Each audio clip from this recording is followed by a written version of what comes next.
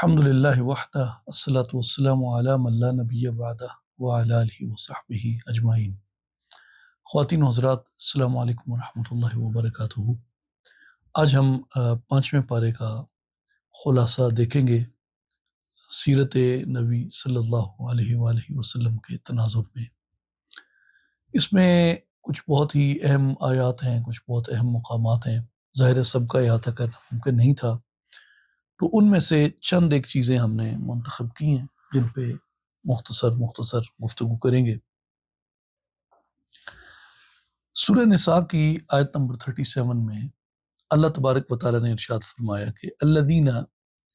یبخلون ویأمرون الناس بالبخل ویکتمون ما آتاہم اللہ من فضلہ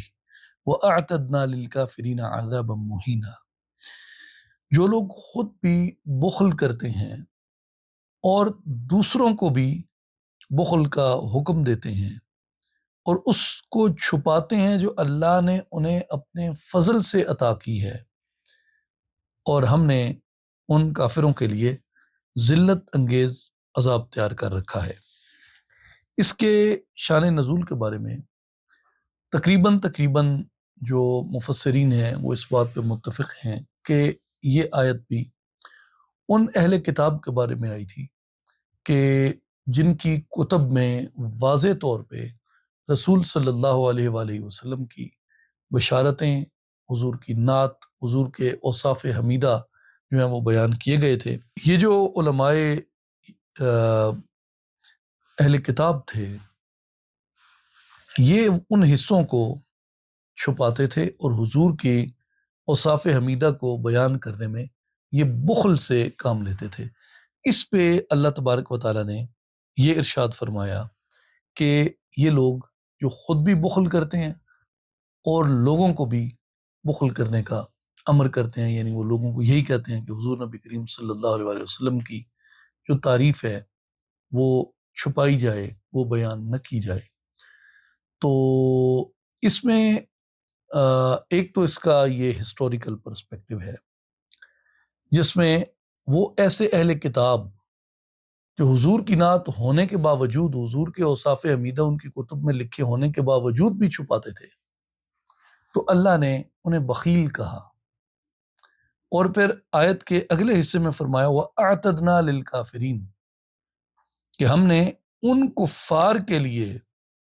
تیار کر رکھا ہے عذاب مہینہ۔ تو اس لیے یہ کفر کے زمرے میں آتا ہے حضور علیہ الصلوۃ والسلام کے جو اوصاف اور حضور علیہ الصلوۃ والسلام کی جو کمالات اللہ نے کتب میں بیان کیے ان کو چھپانا۔ تو بعض ایسے عناصر جو ہیں وہ انہیں ہم کانٹمپریری اپنی اسلامک ہسٹری میں بھی دیکھتے ہیں کہ حضور نبی کریم صلی اللہ علیہ وآلہ وسلم کے اوصاف حمیدہ اور حضور نبی کریم صلی اللہ علیہ وآلہ وسلم کی جو نعت ہے اور حضور نبی کریم صلی اللہ علیہ وآلہ وسلم کی جو صفت ہے اسے بیان کرنے میں وہ بخل سے کام لیتے ہیں۔ تو جو بھی اس طرح کے بخل سے کام لیتا ہے اور حضور نبی کریم صلی اللہ علیہ وآلہ وسلم کی وہ شان اور حضور کے وہ فضائل اور حضور کا وہ کمال جو آپ کو اللہ کی بارگاہ سے عطا ہوا ہے اسے جو بھی چھپاتا ہے، وہ اس آیت کے تحت اپنا انجام دیکھ لے کہ کس طریقے سے اللہ تعالیٰ نے حضور کے معاملے میں بخل کرنے والوں کو کس طرح کی وعید فرمائی ہے۔ پھر اس میں بخیل کی اور بخل کی ایک اور تعریف بھی ہمیں جامع ترمذی کی ایک حدیث پاک سے ملتی ہے جسے سیدنا علی کرم اللہ وجہہ نے بیان فرمایا کہ حضور نبی کریم صلی اللہ علیہ وآلہ وسلم نے فرمایا کہ البخیل الذی من ذکرت عندہ فلم یصلی علیہ، کہ حضور نبی کریم صلی اللہ علیہ وآلہ وسلم نے فرمایا کہ بخیل وہ ہے جس کے سامنے میرا ذکر کیا جائے اور پھر بھی وہ مجھ پہ صلوات نہ بھیجے، مجھ پہ درود نہ بھیجے، مجھ پہ سلام نہ بھیجے، ایسا شخص بخیل ہے۔ اور بخیل کے متعلق اللہ تعالیٰ نے قرآن مجید میں یہ امر واضح کر دیا کہ جو بخل ہے یہ برائی کی صفت ہے۔ تو جب حضور صلی اللہ علیہ وآلہ وسلم کا اسم گرامی آتا ہے تو ہم پہ یہ لازم ہو جاتا ہے کہ ہم حضور کی ذات اقدس پہ درود بھیجیں، اور یہی چیز ہمیں حضور کے نہ ماننے والوں سے ڈسٹنکٹ کرتی ہے۔ میں ایک کانفرنس میں گیا جو اسلامک اسٹڈیز کے اوپر تھی، تو اس میں دنیا کے بہت سے ممالک سے لوگ آئے ہوئے تھے. تو ان میں ایک الازہر الشریف کے بھی ان کے جید اسکالرز میں سے ایک تشریف لائے ہوئے تھے. تو انہوں نے وہاں نوٹس کیا ایک دن کی ڈیبیٹ میں کہ یہاں پہ بہت سے ینگ اسکالرز جو آ رہے ہیں، اور اسپیشلی جو وہاں پہ جو یونیورسٹی ہوسٹ کر رہی تھی اس کے جو اسٹوڈنٹس تھے، تو ان میں کچھ لوگ ایسے تھے جو پروفٹ کہہ کے آگے بڑھ جاتے تھے، پروفٹ کہہ کے آگے بڑھ جاتے تھے. تو وہ جو الازہر شریف کے اسکالر بیٹھے تھے، مجھے یاد ہے وہ بڑے مضطرب ہو گئے. مضطرب ہوئے یہاں تک کہ انہوں نے جو ہوسٹ آف آرگنائزیشن تھے ان کو انہوں نے کچھ کہا کہ نہیں، میں اس سیشن کے درمیان کچھ بولنا چاہتا ہوں. اور وہ اٹھ کے مائک پہ گئے اور انہوں نے وہاں جا کے عربی میں کوئی 3 منٹ کی بڑی خوبصورت گفتگو کی، اور انہوں نے یہ کہا کہ یہ ہمارے اسلامی کلچر کا حصہ ہے اور یہ ڈیوائن کلچر ہے کہ جب حضور صلی اللہ علیہ وآلہ وسلم کا اسم مبارک آئے، آپ کی ذات اقدس پہ آپ بے شک اختصار سے پڑھیں، یعنی علیہ السلام کہہ لیں. نبی علیہ السلام نے فرمایا آپ اختصار سے کہہ لیں، مگر سلام آپ کی ذات اقدس پہ ضرور پڑھا جائے. اور وہ جیسے اس سے پہلے بھی ایک گفتگو میں یہ بات ہو چکی ہے کہ اب لوگوں نے شارٹ کٹ بنایا ہوا ہے، سواد لام عین میم. حضور سلام نے فرمایا. اب سلام کوئی لفظ ہے ہی نہیں، اور میرے نزدیک یہ ایک نیگیٹو کونوٹیشن، اس لیے سلام نہیں کہنا چاہیے، یا اور اس طرح کا لفظ نہیں کہنا چاہیے جو ہمیں درود کا شارٹ کٹ لگتا ہے. یعنی اس میں تکلیف کیا ہے کہ حضور علیہ الصلوۃ والسلام کا پورا اسم مبارک لیا جائے؟ تو حضور علیہ الصلوۃ والسلام کی ذات اقدس پہ پورا درود و سلام پڑھا جائے، اس میں تکلیف کیا ہے؟ میں ایک مکالماتی سی بات عرض کرتا ہوں کہ ایک شخص ہے، وہ کتاب لکھتا ہے اور پوری کتاب میں وہ سواد کا نشان لگا دیتا ہے یا سلام لکھ دیتا ہے. جناب آپ نے یہ کیوں کیا؟ وہ جی طوالت کو کم کرنے کے لیے. اچھا ٹھیک ہے، پہلی بات تو یہ کہ بھائی اپنا جو آپ نے 40 صفحات کا غیر ضروری پیش لفظ چڑھا رکھا ہے، وہ پیش لفظ کا آدھا صفحہ کم ہو جاتا تو پوری کتاب میں کم از کم درود پاک تو پورا لکھا جاتا حضور کے اسم گرامی کے ساتھ. دوسری بات یہ کہ یہ آپ نے کتاب کیوں لکھی ہے؟ وہ جی لوگوں کو تاکہ رہنمائی ملے، تاکہ لوگ اس سے استفادہ کریں. لوگ کیا استفادہ کریں اس سے؟ وہ جی علم سیکھیں. علم سیکھ کے اس کتاب سے لوگوں کو کیا ملے گا؟ وہ جی یہ کتاب لوگوں کو دین کی طرف اور رسول اللہ کی طرف رغبت دلاتی ہے صلی اللہ علیہ وسلم، حضور کی طرف رغبت دلاتی ہے. اچھا حضور کی طرف رغبت دلاتی ہے، حضور کی طرف رغبت سے کیا ملے گا؟ وہ جی ایمان کو تقویت ملے گی. یار حضور کی طرف لانے کے لیے کتاب لکھی ہے، اور منتہائی مقصود یہ ہے کہ بندہ کثرت سے اللہ کا ذکر کرنے والا اور کثرت سے رسول صلی اللہ علیہ وسلم پہ درود بھیجنے والا بن جائے، اور اس میں آپ نے درود ہی کو کاٹ رکھا ہے. تو کیا ترغیب دے رہے ہیں آپ؟ تو جہاں بھی آپ صلی اللہ علیہ وآلہ وسلم کا مبارک اسم آئے، یہ سیدنا علی کرم اللہ وجہہ کی یہ حدیث پاک ہمیں یہ سکھاتی ہے کہ حضور نے کہا کہ جو بخیل وہ ہے میرا نام آئے اور وہ مجھ پہ صلوات نہ بھیجے، مجھ پہ درود نہ بھیجے. تو جہاں بھی حضور کا نام آئے حضور پہ درود بھیجا جائے صلی اللہ علیہ وآلہ وسلم. یہ کہنا ہمیں وہ بخل والی اس کیٹیگری سے نکال دیتا ہے. آگے آئیں، سورہ النساء کی آیت نمبر 46. اس میں اللہ تبارک و تعالیٰ نے اہل کتاب کے ایک گروہ کی ایک حرکت کو بیان کیا، اور یہ بڑا بڑا کمال کا مقام ہے. یعنی اللہ تبارک و تعالیٰ خود لوگوں کو ایک یا دو یا چار مقامات پر نہیں، بار بار قرآن میں تکرار کے ساتھ یہ بتاتا ہے کہ میں نے جس رسول برحق صلی اللہ علیہ وآلہ وسلم کو تمہارے درمیان مبعوث کیا ہے، تم ان کے ساتھ اپنا معاملہ کیسا کرو، ان کے بارے میں تمہارا رویہ کیسا ہو، ان کی تعلیمات کے بارے میں تمہارا رویہ کیسا ہو. اور خود ان کی بارگاہ کے آداب تمہارے اندر کیسے ہونے چاہیے. اب یہاں پہ آپ غور کیجئے کہ ایک عجیب انداز ہے قرآن کا، ایک بڑا یعنی ایک امیزنگ، ایک انسان کو حیران کر دینے والا ایک طریقہ کار، ایک میتھڈ آپ کو اس میں نظر آتا ہے. اللہ تعالیٰ فرماتا ہے کہ ایک گروہ ہے ان کا اہل کتاب کا، ان الذین ہادوا یحرفون الکلم عن مواضعہ، یہ اہل کتاب یعنی تورات والے کچھ ان میں ایسے ہیں جو باتوں کو اپنے اصل مقام سے پھیر دیتے ہیں اور کیا کہتے ہیں، سمعنا وعصینا، ہم نے سنا اور ہم نے نہیں مانا. اور سنیے کہ معاذ اللہ یہ کہتے ہیں کہ جی کہ کہیں آپ سنوائے نہ جائیں، اور اپنی زبانیں مروڑ کر دین میں تانہ زنی کرتے ہوئے حضور کو راعنا کہتے ہیں. یہ وہی بات جو اس سے پہلے سورہ بقرہ میں بھی گزر چکی، حضور کو راعنا بھی کہتے ہیں. اب قرآن یہ پھر بیان کر رہا ہے ان کی اس حرکت کو. اب یہ حرکت بیان کر دی کہ کیا، پہلی بات کہ یہ نعت کے، حضور کی تعریف کے، حضور کے اوصاف کے مقامات کو اپنی اصل جگہ سے پھیر دیتے ہیں. دوسرا یہ کیا کرتے ہیں، یہ کہتے ہیں جی ہم نے سنا اور ہم نے نہیں مانا. یعنی ان کے اندر ایسا نفاق پیدا ہو چکا ہے حسد کی وجہ سے، تکبر کی وجہ سے، کہ یہ سن کر بھی ایمان نہیں لاتے، اور حالانکہ انہیں پتہ ہے کہ ایمان لانا ہے. اور کیا کرتے ہیں، سنا اور کہتے ہیں کہ آپ کہیں سنوائے نہ جائیں، اور پھر اپنی زبانیں مروڑتے ہیں، دین میں تانہ زنی کرتے ہیں، اور تانہ زنی کرتے ہوئے حضور علیہ الصلوۃ والسلام کو راعنا کہہ کے مخاطب کرتے ہیں، نیگیٹو کانوٹیشن کے ساتھ مخاطب کرتے ہیں. اب قرآن سجیسٹ کرتا ہے کہ یہ اس وجہ سے یہ لوگ جو ہیں یہ ہلاک ہوئے، وَلَٰكِن لَعَنَهُمُ اللَّهُ بِكُفْرِهِمْ. ان کی یہ آیت کا اگلا حصہ ہے، میں نے درمیان میں ایک حصہ بیان نہیں کیا، وہ میں ابھی کرتا ہوں، لیکن تفہیم کے لیے میں یہ پہلے عرض کر رہا ہوں کہ وَلَٰكِن لَعَنَهُمُ اللَّهُ بِكُفْرِهِمْ، اس وجہ سے اللہ نے ان پہ لعنت کر دی ہے کہ یہ حرکت کرتے ہیں. اچھا اگر یہ حرکت نہ کرتے، اس کی بجائے یہ کیا کرتے، فرمایا اس کی بجائے یہ کرتے وَلَوْ أَنَّهُمْ قَالُوا، اگر یہ کہتے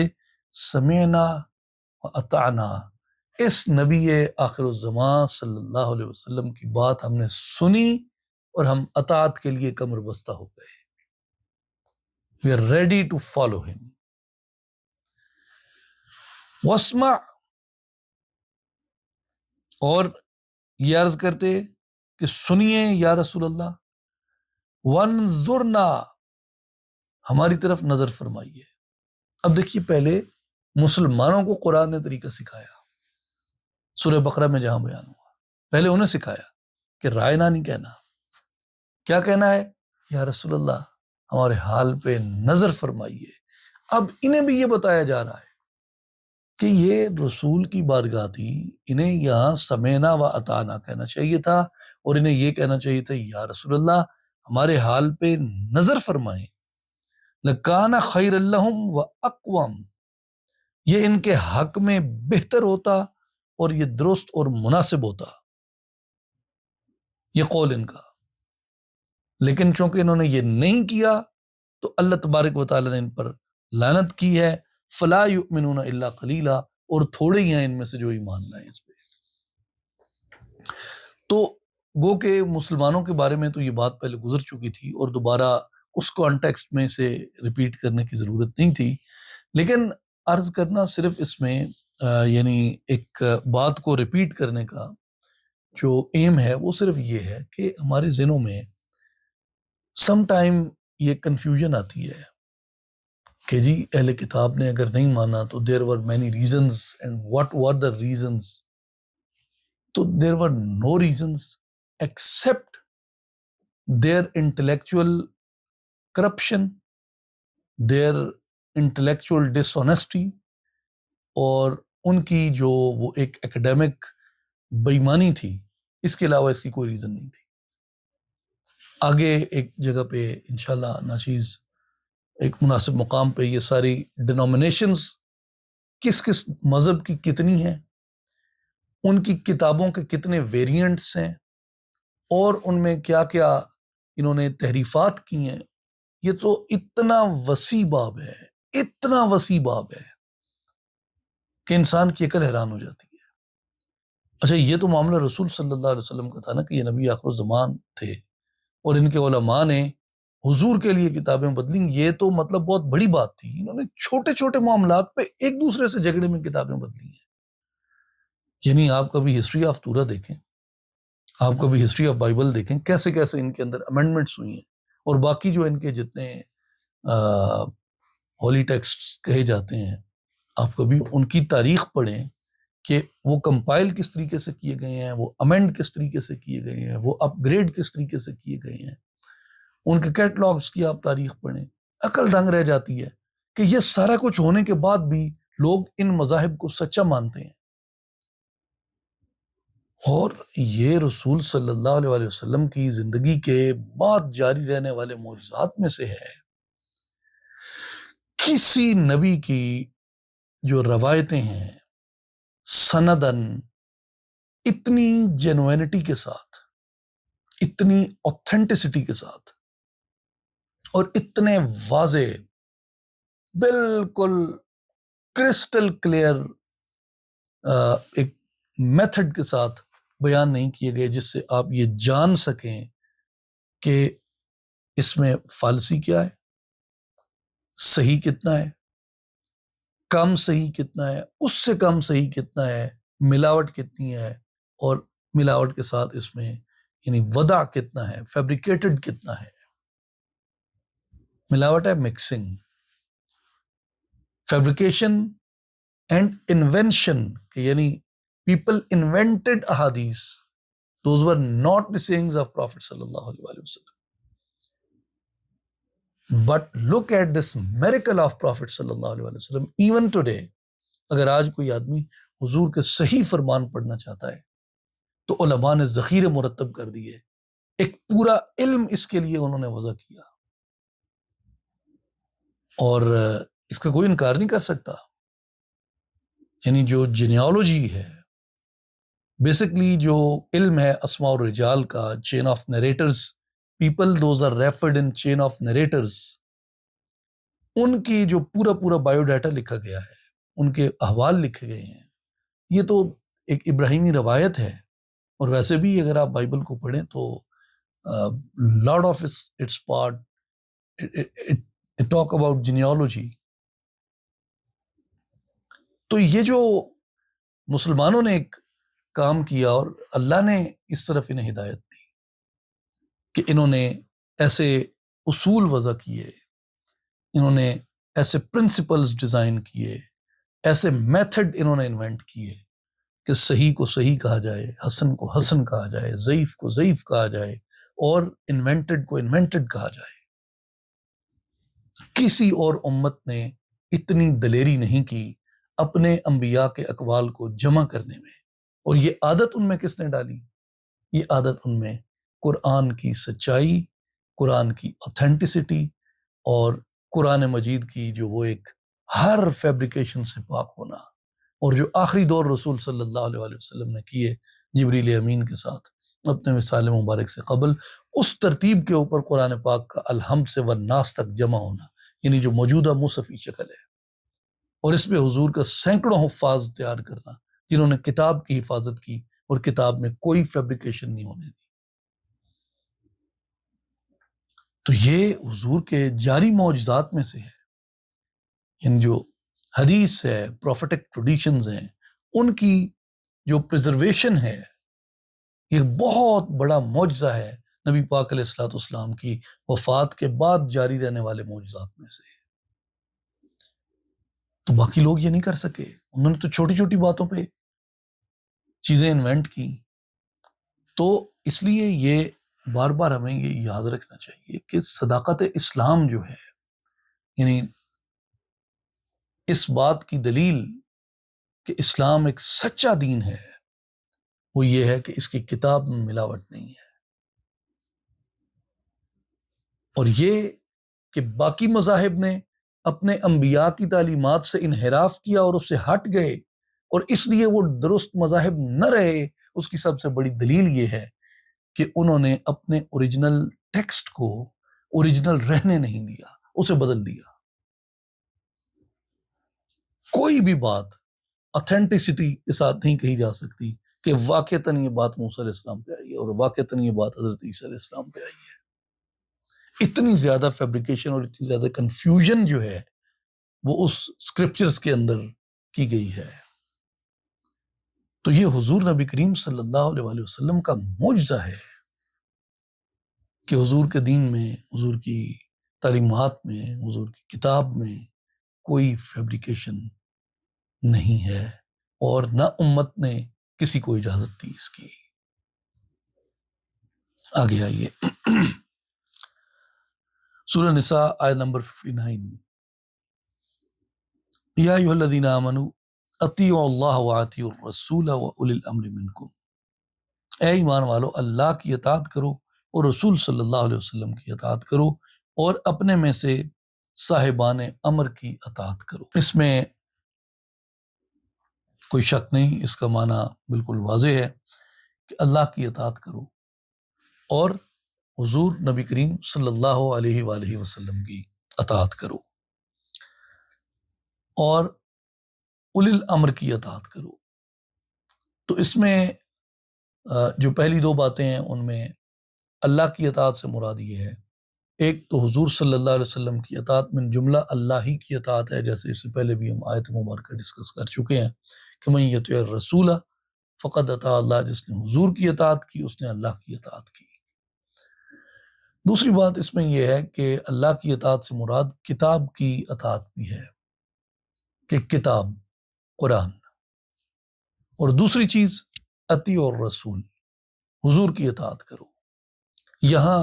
یہ بات واضح ہو جاتی ہے کہ حضور کی اطاعت صرف قرآن سے اطاعت نہیں کی جائے گی، حضور کی اطاعت صرف کتاب سے نہیں کی جائے گی، بلکہ کتاب کے ساتھ حضور کے عمل، حضور کے قول، حضور کے فعل اور حضور کے سکوت سے بھی کی جائے گی، جسے حدیث بھی کہا گیا، اور اسی کی آگے آپ جب پڑھتے ہیں تو سنت، حدیث و سنت جو دونوں ہیں یہ حضور نبی کریم صلی اللہ علیہ وآلہ وسلم نے عطا کی ہے، اور جیسا کہ اس آیت سے بھی یہ واضح ہے کہ دونوں کی اطاعت کے بغیر کوئی چارہ نہیں ہے۔ وَأُولِي الْأَمْرِ مِنْكُمْ، اور جو تم میں صاحب امر ہو۔ یہ پارٹ جو ہے گو کہ یہ بذات خود ایک بہت الگ موضوع ہے، امت میں اس چیز کو مختلف طریقے سے انٹرپریٹ کیا گیا، اس کے پولیٹیکل ڈائنامکس الگ ہیں، اس کے جو تھیولوجیکل ڈائنامکس ہیں وہ الگ ہیں۔ پولیٹیکلی جن چیزوں کو بہت زیادہ ہماری جو امپائرز رہی ہیں مختلف اسلام کے نام پہ، یا مسلمان حکمرانوں نے جو بنائی، انہوں نے بہت زیادہ اولی الامر کی اس آیت کو استعمال کیا اپنی اطاعت کے حق میں۔ تو بہرحال یہ ایک ڈیبیٹیبل چیز ہے کہ اسے کیسے انٹرپریٹ کیا جائے گا، لیکن ناچیز کا اس میں جو خیال ہے کہ اولی الامر منکم یہ ان قابل اعتماد، قابل بھروسہ، اوتھینٹک مجتہدین کی طرف ریفر کرتا ہے کہ ان کی اطاعت کی جائے، کتاب اللہ میں پائیں،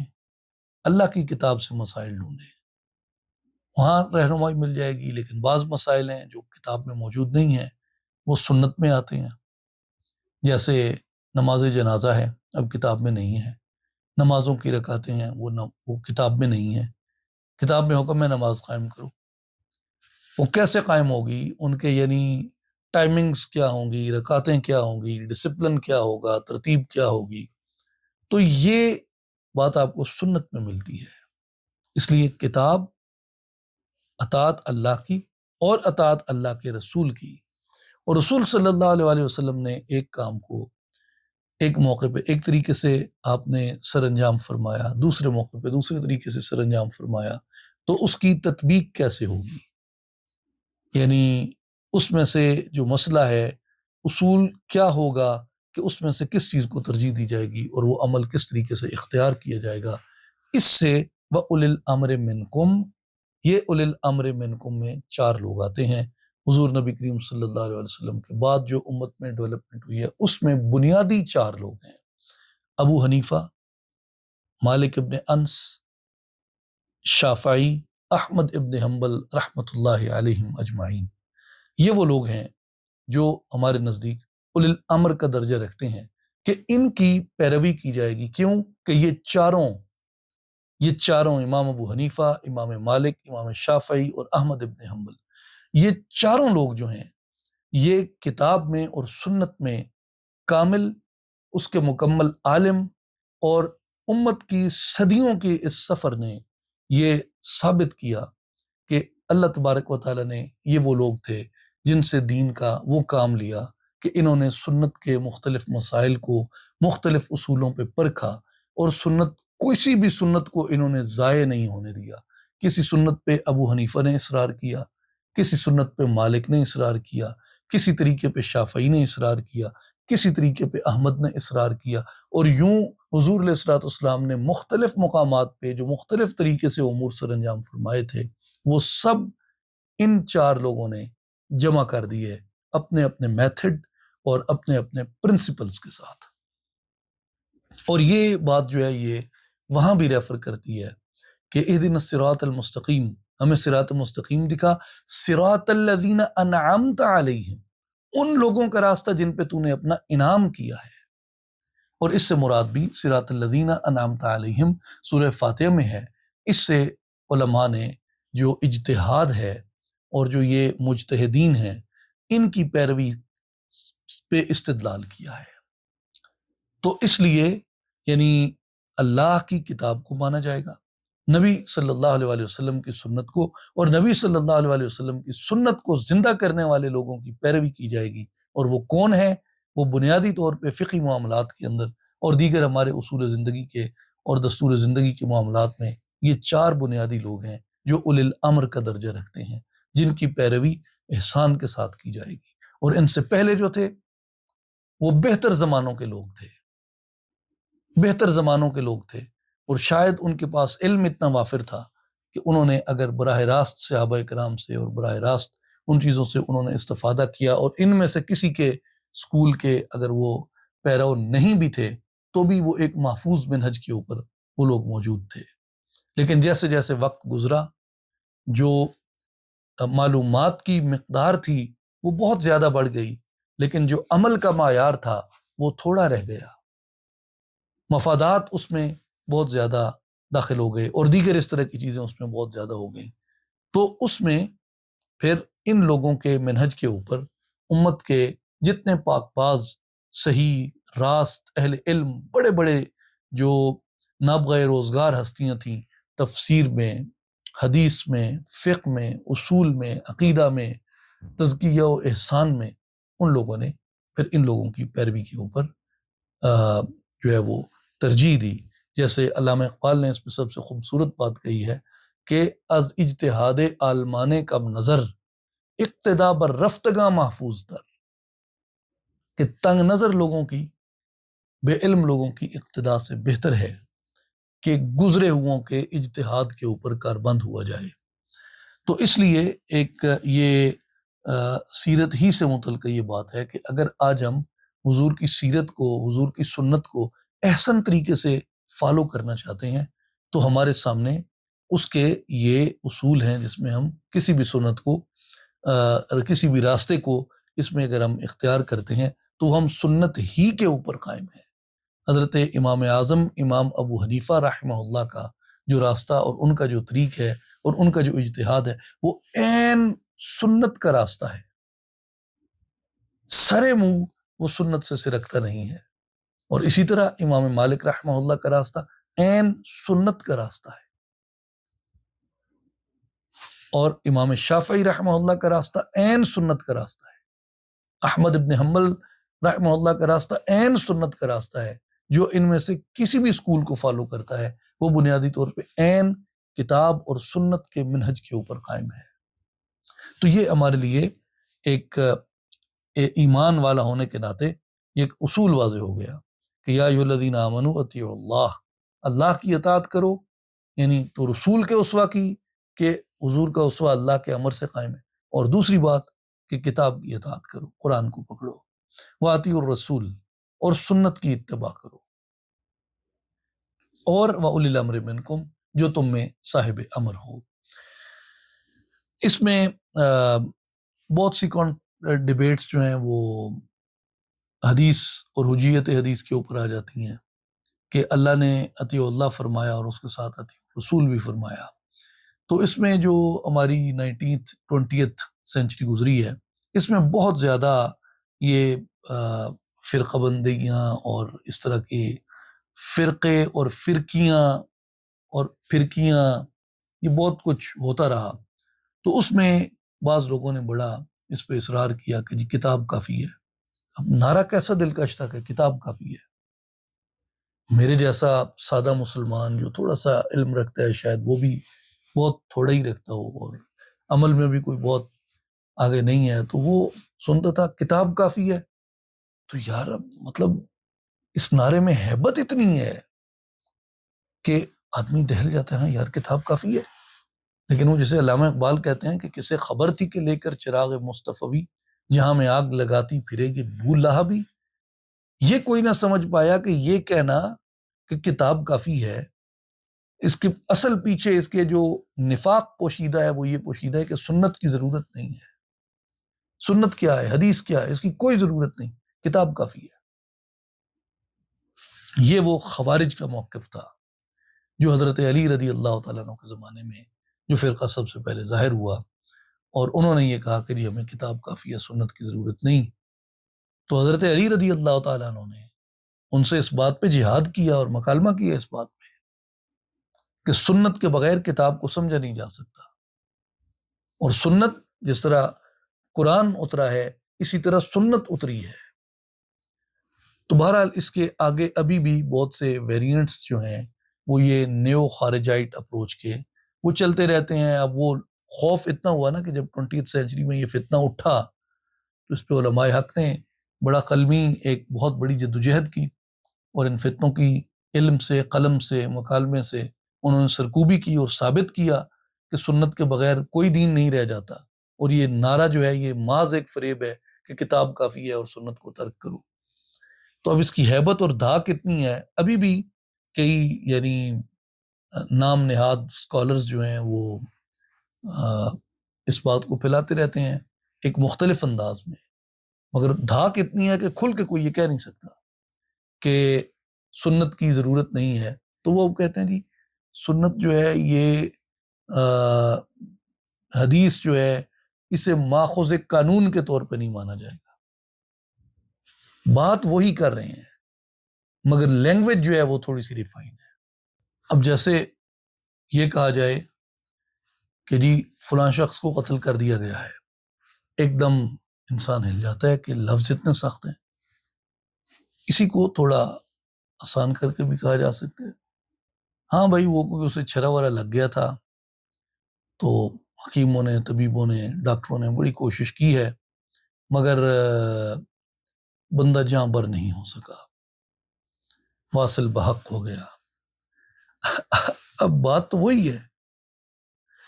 لیکن کرنے کے انداز نے اسے تھوڑا سا نرم بنا کے پیش کر دیا ہے۔ تو یہ جو نیا چورن، یہ نیو خارجائٹ مینٹیلٹی جو پھیلاتی رہتی ہے، کہیں یہ نیو معتزلائٹس ہیں، کہیں یہ نیو خارجائٹس ہیں، مختلف مقامات پہ یہ اپنی مختلف رنگ جو ظاہر کرتے رہتے ہیں، تو پیچھے اصل میں جو بغض ہے وہ یہی ہے کہ اطیع الرسول کو کسی طریقے سے نکال دیا جائے اور کتاب کافی ہے یہی رکھ لیا جائے۔ مگر جو حقیقت ہے وہ یہ ہے کہ اگر کوئی آدمی سنت کو فالو نہیں کرتا اور سنت کو اور حدیث کو اگر ماخذ قانون نہیں مانا جاتا تو کتاب کے ساتھ کوئی قانون وضع نہیں کیا جا سکتا۔ اگر حدیث مبارک کو نکال دیا جائے تو وہ پوری اسلامی عمارت جو ہے، عبادات سے لے کے معاملات تک، ذاتی انفرادی زندگی سے لے کے ایک اجتماعی دینی نظم تک، ہر چیز وہ ختم ہو کے رہ جائے گی۔ یعنی وہ ایک جسے علامہ اقبال نے فرمایا ہے کہ عشق نہ ہو تو شرع و دین، بت کدہ تصورات، تو وہ ایک تصورات کا ایک بت کدہ رہ جائے گا، کوئی اس میں قابل عمل چیز جو ہے وہ نہیں رہے گی۔ تو اس لیے جہاں قرآن کی اہمیت ہے وہاں سنت کی اہمیت ہے، حضور کی حدیث کی اہمیت ہے۔ اسی آیت مبارکہ میں آگے اللہ تعالیٰ نے فرمایا کہ فَإِن تَنَازَعْتُمْ فِي شَيْءٍ فَرُدُّوهُ إِلَى اللَّهِ وَالرَّسُولِ إِن كُنتُمْ تُؤْمِنُونَ بِاللَّهِ وَالْيَوْمِ الْآخِرِ ذَلِكَ خَيْرٌ وَأَحْسَنُ تَأْوِيلًا۔ اے ایمان والو، اللہ کی اطاعت کرو اور رسول صلی اللہ علیہ وسلم کی اطاعت کرو، پھر اگر کسی مسئلے میں تم باہم اختلاف کرو تو اسے حتمی فیصلے کے لیے اللہ اور اس کے رسول کی طرف لوٹا دو، اگر تم اللہ پر اور یوم آخرت پر ایمان رکھتے ہو، اور یہی بہتر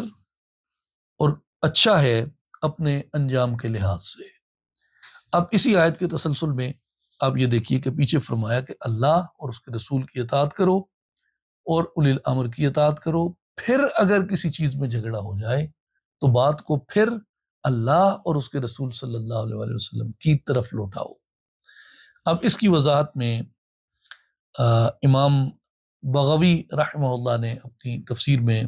یہ ارشاد فرمایا، اور دیگر مفسرین نے بھی اس سے ملتی جلتی اس کی ڈسکرپشنز دی ہیں، جس میں وہ فرماتے ہیں کہ فردو الی اللہ والرسول، اس سے مراد یہ ہے کہ الی کتاب اللہ و الی رسولہ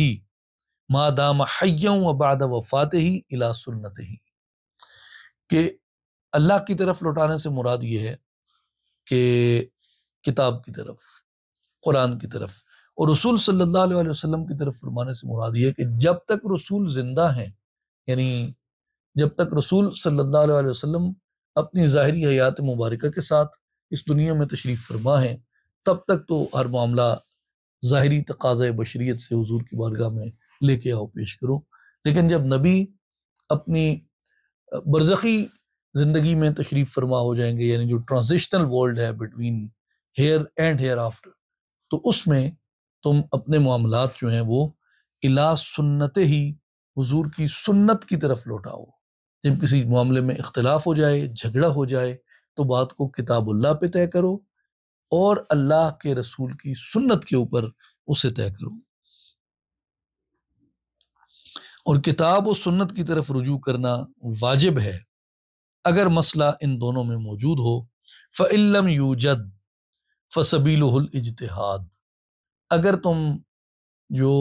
مسئلہ ہے وہ کتاب اور سنت میں پاؤ تو پھر واجب ہے کہ مسئلے کو کتاب اور سنت میں ہی حل کرو، لیکن اگر وہاں تمہیں اس مسئلے کا حل نہ ملے تو پھر فَسَبِيلُهُ الْاجْتِهَادُ، اس کا راستہ جو ہے وہ اجتہاد ہے۔ تو یہ ایک بنیادی بات ہے کہ جب بھی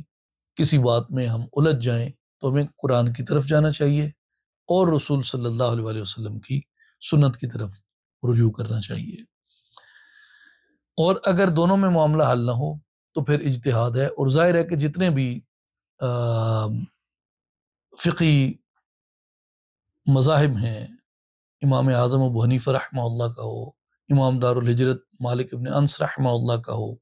حضرت امام ابو عبداللہ ادریس الشافعی رحمہ اللہ کو ہو، ابو عبداللہ امام احمد ابن حنبل رضی اللہ عنہ کو، یہ جتنے بھی سکول ہیں، یہ جتنے بھی ہمارے فقہی مذاہب ہیں، ان کے ہاں اجتہاد کے جو بنیادی اصول کہے گئے ہیں وہ چار ہیں، وہ کہ بعض نے اس سے زیادہ بھی کیٹیگرائزیشن کی ہے، بنیادی چار ہیں: کتاب، سنت، اجماع اور قیاس، کہ کتاب سے معاملے کو دیکھا گیا، سنت سے دیکھا گیا، اور اجماع و قیاس سے معاملے کو دیکھا گیا۔ تو اس لیے جب تہذیب آگے پھیلی، معاملات آگے بڑھے، جزیرہ نمائے عرب سے نکل کے مختلف کلچرز اس میں آئے، مختلف روایتیں اس میں آئیں، مختلف تہذیبوں کے ساتھ ایک تال میل ہوا، ایک انٹریکشن ہوا، تو اس میں بعض اجتہادی نوعیت کے مسائل سامنے آئے۔ جیسے اب ٹیکنالوجی ہے، یہ ایک نئی سوسائٹی، ایک نئی دنیا ہے، اس میں نئے اجتہادات جو ہیں وہ ہوں گے، اس میں ایک نئے طریقے سے معاملات کو دیکھا جائے گا، یا طے کیا جائے گا، یا ڈیفائن کیا جائے گا۔ تو اس لیے اجتہاد جو ہے وہ ایک لازمی عنصر ہے معاملات کے اندر اور دیگر چیزوں کے اندر اسلام کو اور دین کو اچھے طریقے سے فالو کرنے کا۔ پھر اس میں جو یہ فرمان مبارک ہے کہ فردوہ الی اللہ والرسول، اس میں صوفیاء کرام کا بھی ایک نقطہ نظر ہے، جس میں صوفیاء کرام نے یہ فرمایا ہے کہ ایسا طریقہ اور ایسا میتھڈ موجود ہے جس کے تحت آج بھی حضور نبی کریم صلی اللہ علیہ وآلہ وسلم کی بارگاہ میں رجوع کیا جا سکتا ہے،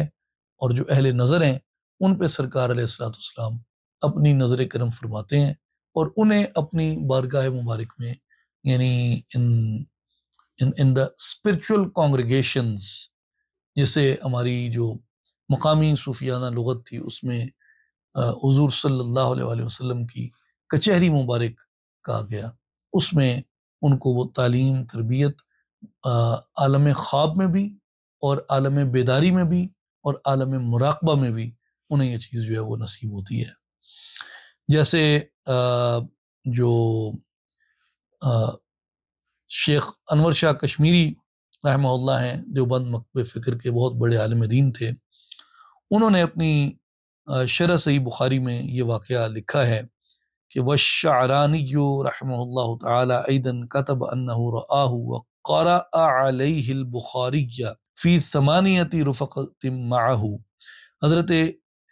امام شعرانی، عبد الوہاب شعرانی رحمہ اللہ، ان کے بارے میں وہ لکھتے ہیں کہ انہوں نے کہا کہ میں نے بیداری میں رسول صلی اللہ علیہ وآلہ وسلم کی زیارت کی، اور میں نے 8 ساتھیوں کے ہمراہ صحیح بخاری حضور کی بارگاہ میں پڑھی۔ یہ شیخ انور شاہ کشمیری، انہوں نے اسے نقل کیا اپنی صحیح شرح صحیح بخاری میں۔ وَكَتَبَ الدُّعَاءَ الَّذِي قَرَأَهُ عِنْدَ خَتْمِهِ فَالرُّؤْيَةُ يَقِظَةً مُتَحَقِّقَةٌ وَإِنْكَارُهَا جَهْلٌ۔ اور اس کے بعد انہوں نے یہ بھی لکھا شیخ انور شاہ کشمیری نے کہ لہٰذا بیداری میں رسول صلی اللہ علیہ وآلہ وسلم کی زیارت کرنا ثابت ہے، اور اس کا انکار کرنا جہالت ہے۔ تو اس لیے حضور نبی کریم صلی اللہ علیہ وآلہ وسلم کی بارگاہ کی طرف رجوع کرنا جو صوفیاء کرام کے نزدیک ہے، وہ اس سے ایک تھوڑا مزید آگے کا معنی رکھتا ہے کہ اگر دل کو صاف کر لیا جائے، دل کو پاک کر لیا جائے، تو حضور نبی کریم علیہ السلام کی بارگاہ میں کثرت سے صلوات پیش کی جائے، درود و السلام کا نذرانہ پیش کیا جائے، اور آپ کی بارگاہ کے اندر دل سے ایک کشش پیدا کی جائے، تو اس میں کچھ بعید نہیں کہ نبی پاک علیہ السلام کو اللہ نے یہ قدرتیں عطا فرمائیں کہ وہ جس غلام پہ چاہیں اپنی زیارت کا اور اپنی تعلیم اور تلقین کا کرم فرما سکتے ہیں۔ اور یہی وہ چیز ہے جو الٹیمیٹلی ایک امتی کے دل کے اندر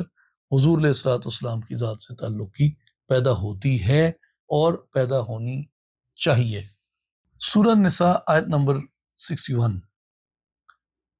یہ آیت مبارکہ بھی بڑا کچھ سکھاتی ہے ہمیں سیرت طیبہ کے بارے میں۔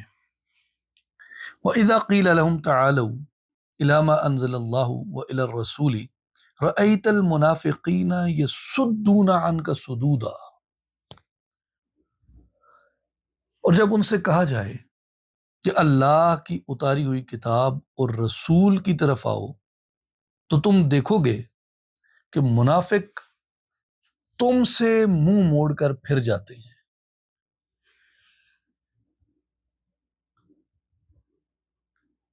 کہ جب ان سے کہا جائے، اب آگے 2 دعوتیں آئیں، تعالو، آؤ اس طرف، الی ما انزل اللہ، جو اللہ کی طرف سے نازل ہوا، یعنی قرآن کی طرف، تو یہ آئیں گے۔ دوسری دعوت، وإلی الرسول، رسول کی طرف آؤ۔ تو جب رسول کی بات آئے گی، رأیت المنافقین، اے ابھی پھر تم منافقوں کو دیکھو گے، یصدون عنک صدودا، یہ آپ سے منہ پھیر جائیں گے۔ ایک دعوت کو مانتے ہیں، اللہ کی دعوت کو، توحید کریں گے۔ جب رسالت کی بات آئے گی، محمد و محمدیت صلی اللہ علیہ وسلم کی بات آئے گی، ادھر کیا ہوگا؟ رأیت المنافقین، منافقوں کو دیکھو گے تم، یصدون عنک صدودا، آپ سے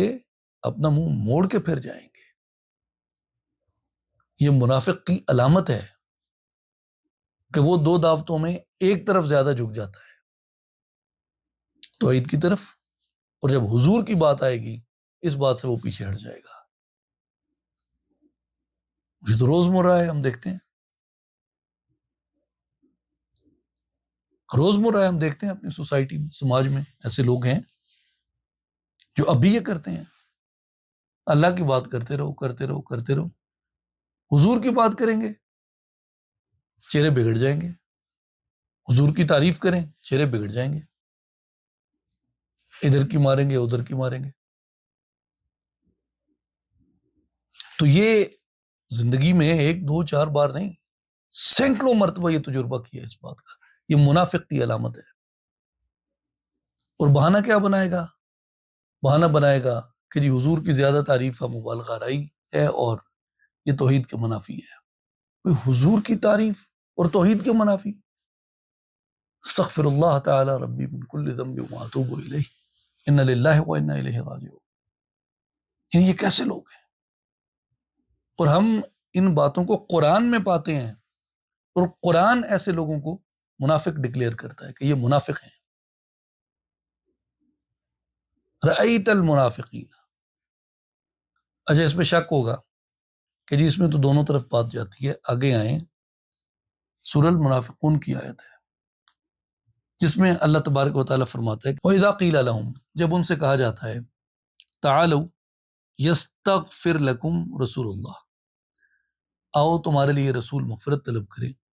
لووا رؤوسہم، اپنا منہ جھٹک لیتے ہیں، ورأیتہم، تم انہیں دیکھو گے، یسدون، پیٹ پھیر جائیں گے، منہ پھیر جائیں گے، اور کیا ہوگا؟ وہم مستکبرون، تکبر کرتے ہیں. کس وجہ سے؟ رسول صلی اللہ علیہ وآلہ وسلم کی بارگاہ میں پیش ہونے سے، حاضر ہونے سے کہ حضور ان کے لیے استغفار کریں. تو حضور نبی کریم صلی اللہ علیہ وآلہ وسلم کی بارگاہ میں حاضر ہونا اور حضور کی طرف رجوع کرنا، حضور کی طرف جانا، یہ تو قرآن سکھا رہا ہے، قرآن کی دعوت ہے. اور اس سے انکار کرنے والا منافق ہے جو حضور کی بارگاہ میں جانے سے کترائے. نبی تھے، مر گئے، مٹی ہو گئے. اس لیے دوستو، قرآن نے جہاں بھی اللہ کی دعوت سکھائی ہے، اللہ کی دعوت کے ساتھ قرآن نے محمد صلی اللہ علیہ وسلم کی دعوت سکھائی ہے. ایک دعوت نہیں آئی کہیں بھی قرآن میں، دو دعوتیں آئی ہیں، اللہ کی طرف آؤ اور رسول کی طرف آؤ. جیسے سورہ الاعراف میں یہ فرمایا کہ فآمنوا باللہ ورسولہ النبی الأمی، ایمان لے آؤ اللہ پہ اور رسول نبی جو امی ہیں صلی اللہ علیہ وآلہ وسلم ان پہ. اور سورہ نساء ہی میں آگے چل کے ایک مقام پہ یہ حکم ہے یا ایھا الذین آمنوا آمنوا باللہ ورسولہ، اے ایمان والو اللہ پہ ایمان لاؤ اور رسول پہ ایمان لاؤ. تو یہ منافقین کا طریقہ تھا کہ وہ ایک توحید کو مانتے تھے اور دربار رسالت سے کنی کتراتے تھے، ادھر ان کا جو بغض و نفاق تھا وہ ان کے چہروں پہ ظاہر ہو جاتا تھا. تو اس لیے اللہ کی طرف آؤ اور رسول صلی اللہ علیہ وآلہ وسلم کی طرف آؤ. اور دل میں ہم نے جو بغض پال رکھے ہیں اور ہم بڑے بڑے مقدس نعروں کی اوٹ میں چھپتے ہیں، نعرہ توحید کا لگاتے ہیں، جیسے اس سے پہلے بھی اس پہ ڈسکس ہوا کہ وہ بات قدرت الہی پہ ڈالتے تھے کہ جی قدرت میں یہ ہے کہ قدرت چاہے تو وہ کروڑ محمد پیدا کر دے. اب چھپتے کہاں پہ ہیں؟ جا کے توحید کے پیچھے بغض کی طرف نکال رہے ہیں. یہ بالکل ایسے ہی ہے، بالکل ایسے ہی ہے کہ توحید کی آڑ میں یہ بغض مصطفیٰ نکالتے ہیں. اور یہ کون لوگ ہیں؟ ان کے لیے قرآن کیا کہتا ہے؟ یہ مسلمانوں، یہ سیرت وہ ہے جو کسی مولوی ملا نے نہیں لکھی، کسی ملنگ نے نہیں لکھی، کسی ان پڑھ نے نہیں لکھی، یہ قرآن نے بیان کی ہے. یہ قرآن یہ بتاتا ہے کہ ایسے لوگ ہیں. اور یہ کون ہے؟ یہ منافق ہے. آگے آئیے، سورہ النساء آیت نمبر 64، وما ارسلنا من رسول الا لیطاع باذن اللہ، اور ہم نے کوئی پیغمبر نہیں بھیجا مگر اس لیے کہ اللہ کے حکم سے اس کی اطاعت کی جائے۔ گویا حضور نبی کریم صلی اللہ علیہ وآلہ وسلم کی جو اطاعت ہے اللہ کے حکم سے ہمارے اوپر فرض ہے۔ اگر ہم مسلمان ہیں، اگر ہم اپنے آپ کو کلمہ کو کہتے ہیں، تو ہم پہ لازم ہے کہ حضور نبی کریم صلی اللہ علیہ وآلہ وسلم کے راستے پہ اور حضور کے طریقے پہ چلا جائے، دین کو اس کی اسپرٹ کے ساتھ فالو کیا جائے۔ یہاں وہ آیت مبارکہ ہے وَلَوْ أَنَّهُمْ إِذ ظَلَمُوا أَنفُسَهُمْ جَاءُوكَ فَاسْتَغْفَرُوا اللَّهَ وَاسْتَغْفَرَ لَهُمُ الرَّسُولُ لَوَجَدُوا اللَّهَ تَوَّابًا رَحِيمًا، کہ اے حبیب اگر یہ لوگ اپنی جانوں پہ ظلم کر بیٹھے تھے، آپ کی خدمت میں حاضر ہو جاتے، اللہ سے معافی مانگتے اور رسول بھی ان کے لیے مغفرت طلب کرتے، تو وہ اس وسیلہ اور شفاعت جو رسول کی بارگاہ سے انہیں نصیب ہوئی، اس پہ اللہ تبارک و تعالیٰ ضرور ان کی توبہ کو قبول فرماتا، وہ بخشنے والا اور نہایت مہربان ہے۔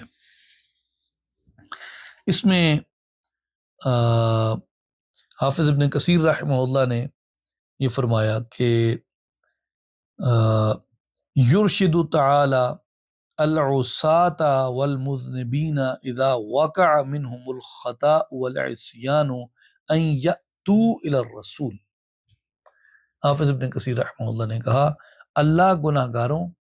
اور خطا کاروں کو یہ رہنمائی دیتا ہے کہ جب ان سے خطا اور نافرمانی ہو جائے تو وہ رسول صلی اللہ علیہ وآلہ وسلم کے پاس آ جائیں، پھر وہ آپ کے پاس اللہ تعالیٰ سے مغفرت طلب کریں اور آپ سے درخواست کریں کہ آپ ان کی مغفرت کی دعا کریں، تو بے شک اللہ تبارک و تعالیٰ کو وہ بخشنے والا اور مہربان پائیں گے۔ حضور کی بارگاہ کی طرف جانا کون سکھا رہا ہے؟ اللہ سکھا رہا ہے۔ اور اس پہ دیگر بھی بہت سے مفسرین نے اس پہ قول کیا ہے، میں اس کا خلاصہ یہ عرض کرتا ہوں، جو ایک بڑے کمال کا نقطہ اس میں انہوں نے بیان کیا کہ عام طور پہ لوگ کسی کے پاس جاتے ہیں تو اس کو دعا دیتے ہیں، اور کسی کو سب سے بڑی دعا کیا ہے کہ اللہ اس کی مغفرت کرے، اس سے بڑی کوئی دعا نہیں کہ اللہ ہمیں بخش دے۔ یہ اخروی کامیابی ہے، اور یہی سب سے بڑی کامیابی ہے کہ اللہ ہمیں بخش دے، اللہ ہماری مغفرت کر دے، اللہ ہمارے گناہوں کو معاف فرما دے، اللہ ہمیں وہ کامیابی دے دے جو وہ اپنے بندوں کو عطا کرتا ہے۔ اور ظاہر ہے کہ یہ مختلف عنوانات کے ساتھ یہ مغفرت کا ایک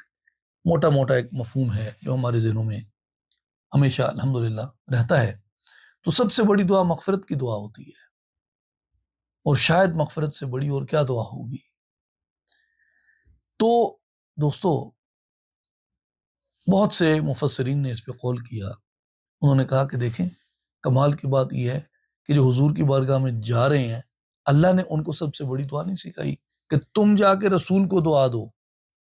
کہ یا رسول اللہ اللہ آپ کی مغفرت کرے، بلکہ راستہ یہ بتایا رسول کے پاس جا رہے اور رسول سے جا کے عرض کرو یا رسول اللہ ہماری مغفرت کی دعا کرے،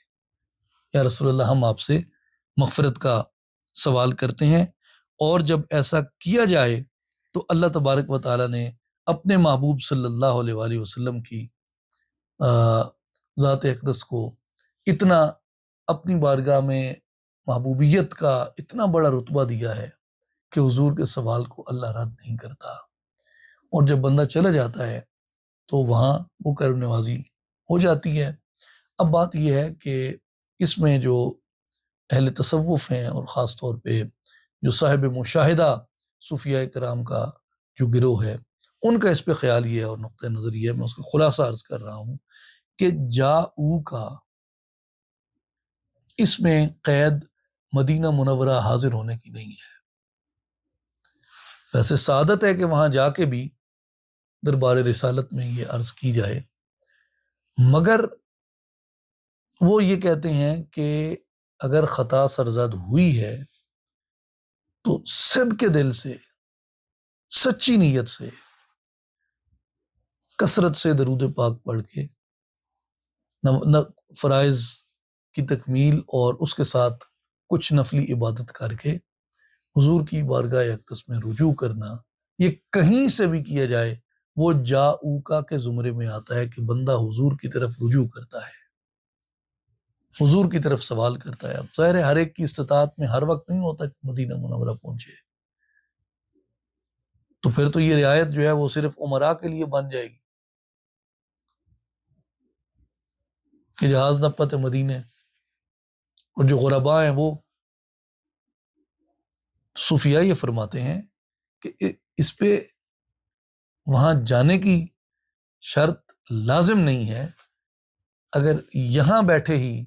سینے کو مدینہ بنا لیا جائے تو عرض یہاں بھی ہو سکتی ہے۔ جسے حضرت سلطان باہو رحمۃ اللہ علیہ کا بڑے مشہور اس پہ آپ کے ابیات ہیں اس مضمون پہ، ان میں ایک دو مصرے عرض کرتا ہوں ذوق کے لیے۔ آپ نے فرمایا ہے کہ کی ہویا بت اوڈھر ہویا دل ہرگز دور نہ تھی وے سہ کوہاں تے میرا وسدا مرشد مینو وچ حضور دسی وے ہوں، کہ کیا ہوا اگر جسم جدا ہے،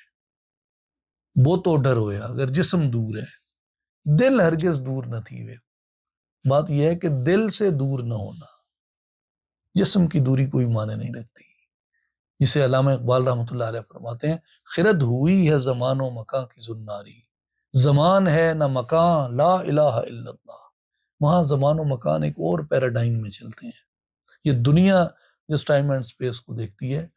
وہاں شاید یہ اپلائی نہیں ہوتا اس پیراڈائم میں، وہ ایک ڈفرینٹ ٹائم اینڈ سپیس ہے کہ سہ کوہاں تے وسطی مرشد، سینکڑوں کوسوں سینکڑوں میلوں کی مسافت پہ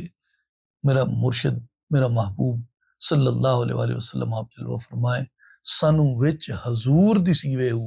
ہم جب بھی رجوع کرتے ہیں اس بارگاہ نے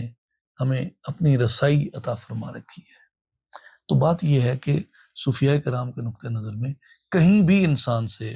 اس طرح کی غلطی اور اس طرح کا گناہ سرزد ہو جائے جس پہ انسان سچے دل سے نادم ہو، اسے حضور کی بارگاہ میں رجوع کرنا چاہیے، وہ دنیا کے کسی بھی کونے میں بیٹھا ہے۔ اس پہ امام قرطبی رحمہ اللہ نے اور امام ابن کثیر نے اور فتح القدیر میں قاضی شوکانی علیہ الرحمہ نے بھی ایک واقعہ بیان کیا ہے سیدنا علی کرم اللہ وجہ الکریم کی روایت سے، اور فرمایا کہ ہمارے پاس ایک اعرابی آیا، ایک بدو آیا، اس نے آ کے آقا پاک صلی اللہ علیہ وآلہ وسلم کو پوچھا حضور کدھر ہیں؟ عرض کی کہ حضور کو وصال فرمائے 3 دن ہو چکے ہیں، 3 دن ہو چکے ہیں۔ تو حضرت علی رضی اللہ تعالیٰ عنہ فرماتے ہیں وہ شخص گیا اور مزار رسول سے لپٹ گیا، حضور کی مزار مبارک سے لپٹ گیا اور لپٹ کے عرض کرتا ہے یا رسول اللہ آپ نے فرمایا، ہم نے سنا، آپ نے اللہ سے کلام کو محفوظ کیا، ہم نے آپ سے لے کے محفوظ کیا، اور آپ پر وہ محفوظ کلام جو نازل ہوا اس میں اللہ نے فرمایا ہے وَلَوْ أَنَّهُمْ إِذْ ظَلَمُوا أَنفُسَهُمْ جَاءُوكَ فَاسْتَغْفَرُوا اللَّهَ وَاسْتَغْفَرَ لَهُمُ الرَّسُولُ لَوَجَدُوا اللَّهَ تَوَّابًا رَحِيمًا، کہ یہ لوگ جب اپنی جانوں پہ ظلم کر لیں تو میرے محبوب کی بارگاہ میں آ جائیں، اور میرا محبوب بھی اگر ان کے لیے مغفرت طلب کرتا تو یہ اللہ کو بخشنے والا مہربان پاتے۔ یا رسول اللہ میں حاضر ہو گیا ہوں، میں نے اپنی جان پہ ظلم کیا ہے، میں آپ کی بارگاہ میں حاضر ہوا ہوں، آپ میرے لیے استغفار کریں۔ تینوں جلیل القدر مفسرین نے، امام ابو بکر قرطبی نے، امام ابن کثیر نے اور قاضی شوکانی رحمہ اللہ نے، ان تینوں نے بیان کیا کہ حضرت علی رضی اللہ تعالیٰ عنہ فرماتے ہیں قبر انور سے آواز آئی فنودی من القبر انہ قد غفر لک، قبر انور سے آواز آئی کہ جا بندے اللہ نے تیرے گناہوں کو بخش دیا ہے۔ کوئی حاضر تو ہو، کوئی نیت تو کرے، کوئی ارادہ تو کرے، کوئی پہنچے تو صحیح دربار رسالت تک، اور پھر وہ دیکھے کہ کس شان سے سنبھالنے والا اسے سنبھالتا ہے۔ آگے آئیے، یہ بھی ایک اہم آیہ مبارکہ ہے، خاص طور پہ اطاعت سنت میں، اور حضور نبی کریم صلی اللہ علیہ وسلم کو صدق دل سے ہر معاملے میں اپنا راہبر و رہنما اور اپنا حاکم تسلیم کرنے میں۔ فلا وربک لا یؤمنون حتی یحکموک فیما شجر بینہم ثم لا یجدوا فی انفسہم حرجا مما قضیت ویسلموا تسلیما۔ اے حبیب صلی اللہ علیہ وسلم، آپ کے رب کی قسم، فلا وربک، آپ کے رب کی قسم، لا یؤمنون، یہ لوگ مومن نہیں ہو سکتے، حتی یحکموک فیما شجر بینہم، جو کچھ ان کے درمیان واقع ہوا اس ہر اختلاف میں یہ آپ کو اپنا حاکم نہ بنا لے، آپ کے ہر حکم کو قبول نہ کریں، ثم لا یجدوا فی انفسہم حرجا مما قضیت، اور جو فیصلہ آپ صادر کریں اس میں یہ اپنے دلوں میں کوئی تنگی نہ پائیں، اور آپ کے حکم کو خوشی پوری فرما برداری کے ساتھ تسلیم نہ کر لیں۔ یہ ان لوگوں کے لیے لمحہ فکریہ ہے جو سنت کے حدیث کے بعض حصوں کو مانتے ہیں اور بعض کا انکار کرتے ہیں، یا حدیث کو مطلقاً نہیں مانتے اور سنت کو نہیں مانتے، یا حدیث کو بطور ماخوذ قانون کے نہیں مانتے۔ قرآن واضح اصول دے رہا ہے کہ اے حبیب، یہ جب تک آپ کی حاکمیت کو تسلیم نہ کر لیں اور آپ کو حاکم تسلیم کر کے اس میں اپنے دلوں میں کوئی حرج نہ پائیں، کوئی آر نہ پائیں، کوئی لیم ایکسکیوز نہ پائیں، تب تک یہ لوگ مومن نہیں ہو سکتے۔ اس لیے حضور نبی کریم صلی اللہ علیہ وآلہ وسلم کی ذات اقدس کی جو پیروی ہے وہ لازم ہے، اور آپ کے حاکمیت کے اوپر خلوص کے ساتھ ایمان لے آنا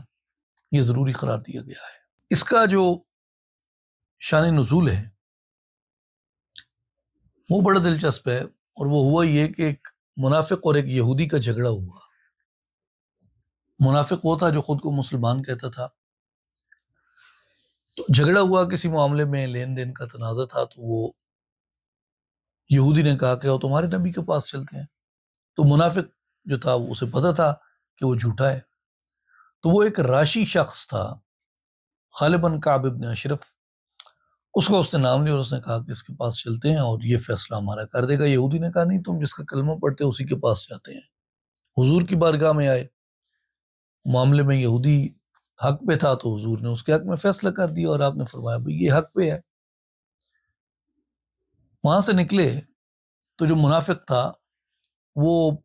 ظاہر ہے کہ منافق تھا، اور حضور کے فیصلے پہ اس نے سوال اٹھایا، اور اس نے کہا عمر کے پاس چلتے ہیں۔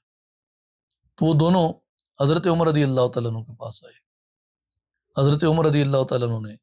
معاملہ سنا، اور آپ نے فرمایا کہ تم حضور کے پاس گئے تھے؟ انہوں نے کہا جی گئے تھے۔ آپ نے فرمایا حضور نے کیا کہا؟ تو اس منافق نے کہا حضور نے تو یہ فرمایا، مگر میں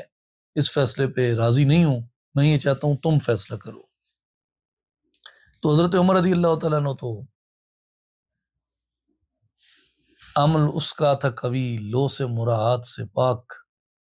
اور سوائے ذات مصطفیٰ کے ان کی نگاہوں میں کوئی چیز نہیں تھی۔ حضرت عمر رضی اللہ تعالیٰ عنہ جب یہ سنی بات کہ اسے حضور کا فیصلہ پسند نہیں آیا، اور وہ حضور کے فیصلے کے مقابلے میں مجھ سے فیصلہ کروانے آیا ہے، حضرت عمر نے تلوار اٹھائی اور اس کے گلے پہ پھیر دی۔ آپ نے فرمایا جا، اگر تجھے رسول کا فیصلہ پسند نہیں تو عمر کا یہ فیصلہ ہے۔ تو جب وہ قتل ہو گیا بندہ، تو اس کے گھر والے شکایت لے کے حضور نبی کریم علیہ السلام کی بارگاہ میں آئے، یا رسول اللہ اس طرح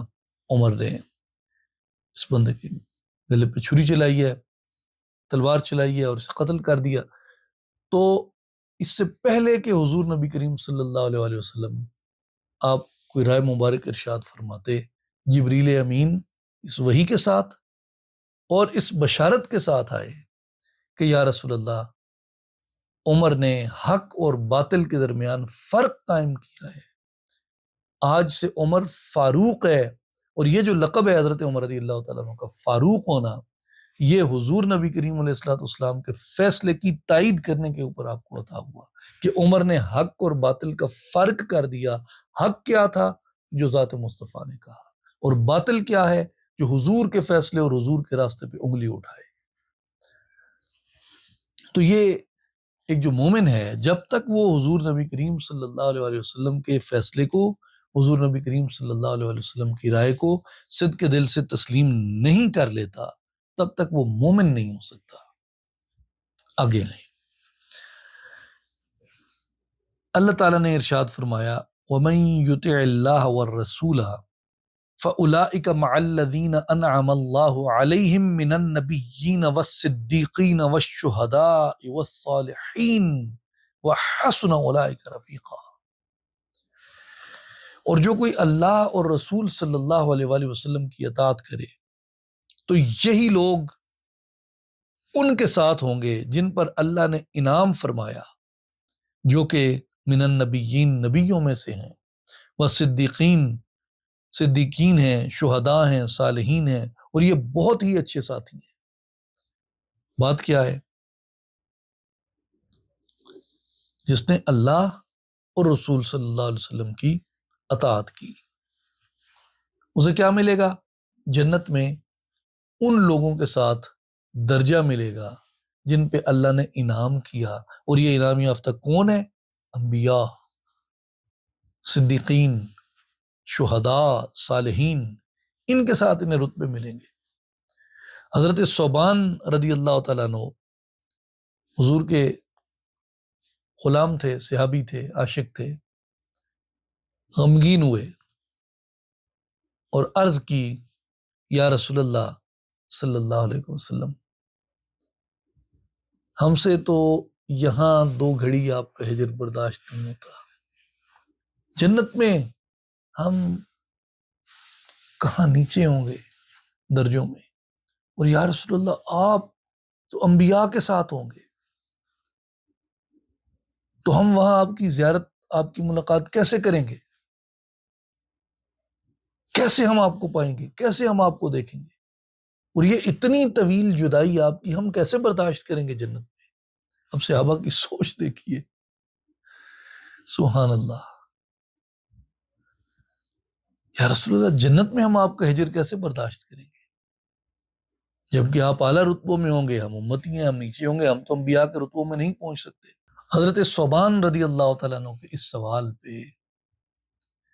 یہ اللہ نے ارشاد فرمایا، مومنوں، جس نے اللہ کی کتاب کو فالو کیا اور جس نے رسول صلی اللہ علیہ وآلہ وسلم کو فالو کیا، وہ کہاں ہوگا؟ جنت میں اس کا درجہ کیا ہوگا؟ انبیاء کے ساتھ ہوگا، صدیقین کے ساتھ ہوگا، the people of truth،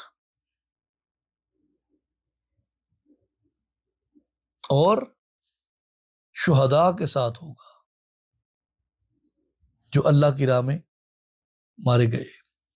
اور صالحین کے ساتھ ہوگا، the most pious people، ان کے ساتھ وہ جنت میں اس کے درجے ہوں گے۔ اب یہ تو بظاہر اس کا شان نزول ہے، مگر اس پہ امام قشیری رحمہ اللہ نے، جو تصوف کے بھی اور علم کے بھی بہت بڑے امام ہیں، امام قشیری نے اپنی تفسیر میں بڑی کمال کی، بہت کمال کی ڈسکرپشن اس پہ دی۔ اور امام قشیری رحمہ اللہ نے فرمایا کہ رسول صلی اللہ علیہ وآلہ وسلم کی اطاعت کو نبیوں، صدیقوں اور شہداء کے مقامات جنت تک رسائی کی کنجی اللہ نے بنا دیا ہے۔